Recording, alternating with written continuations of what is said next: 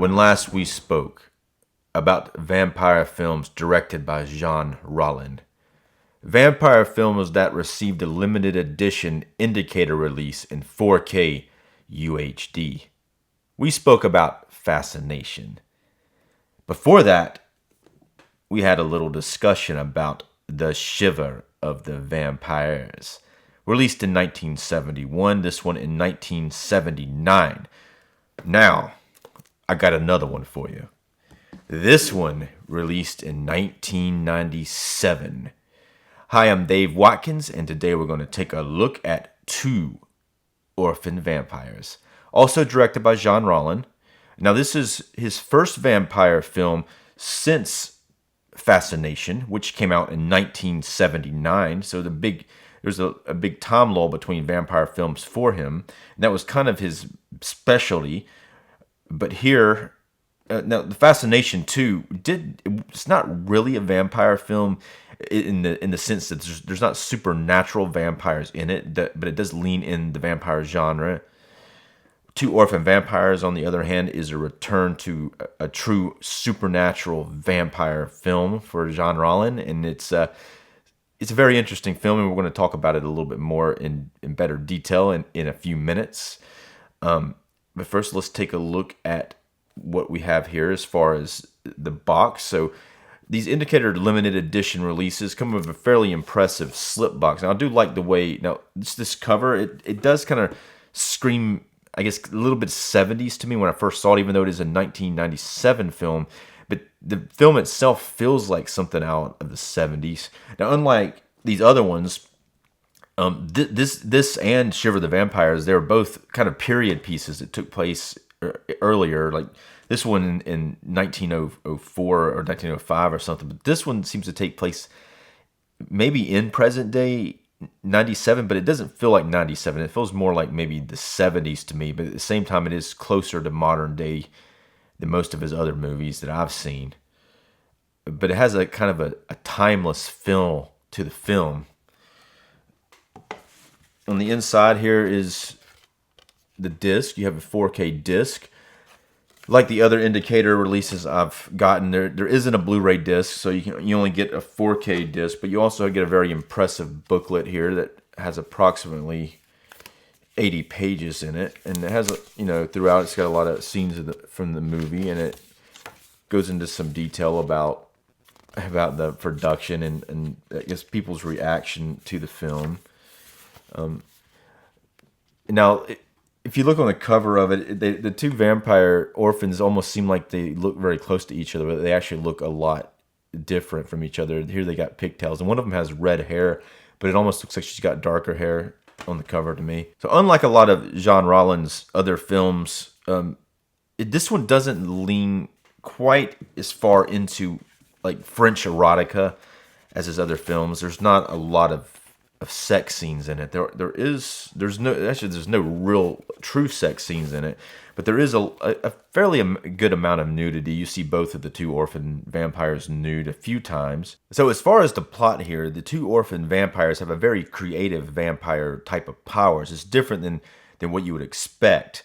Now, they can go outside during the day, but during the day, they become blind and they can't see, and they have to walk with canes, and people have to help them.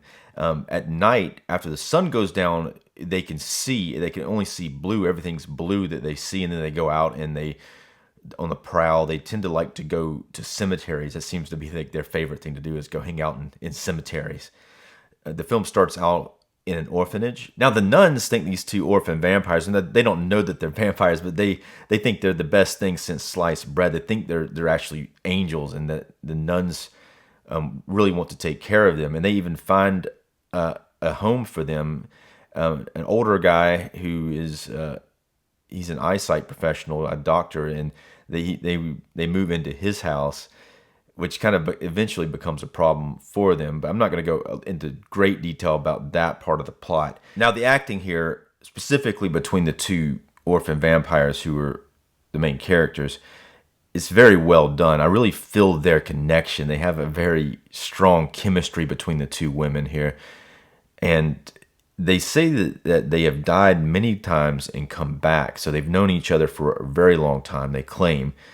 it's never proven on screen that this is the case, but I would not put it outside of the realm of possibility. Now, Jean Rollins ultimately keeps that idea ambiguous, so you don't know whether or not they're going to come back after they die or not. Now, they are afraid throughout the film that if they die this time, they might not come back. So there is a fear there. And again, their acting is very strong in this film. I really like what they do here, and in their journeys when they go out to hang out in the cemetery, and then they have their discussions, and they also have to feed. So there's a lot of vampire type of violence in this film. They kill several people. It is a little slow moving. I think if you're not used to the pacing and the kind of style of Jean Rollins' other films, you may not be prepared to enjoy this. In fact, you may be like, what am I watching here? But I did enjoy it. I thought it was well done. Now, as far as the transfer of the film, it looks good in 4K, but it doesn't really pop the way like something like Fascination did. Now, Fascination looks terrific in 4K. Now, this looks fine, but I think it's probably the source, the camera here. It definitely wasn't shot as well as Fascination or Shiver of the Vampires. So this is a different style of filmmaking than his other films, and it's a lot more gritty. They're almost in a kind of urban area, and there is a soft focus in several of the shots, which I'm not sure if it was intentional or not. But there's just no way to make that sharp, even with the best 4K technology. And I guess unless you're able to go in with some AI technology and really sharpen it up, and because you don't get the sharp, clear detail that you see in Fascination. This movie, like his other films, it's very surreal. It's very dreamlike, maybe even more so than the others. But I'll tell you what I'm about to do. I'm about to rate this thing. You guys ready for it? Okay, I'm gonna rate the packaging. I rated the other Fascination. I rated the packaging here a 5. So I'm gonna give this one a 4.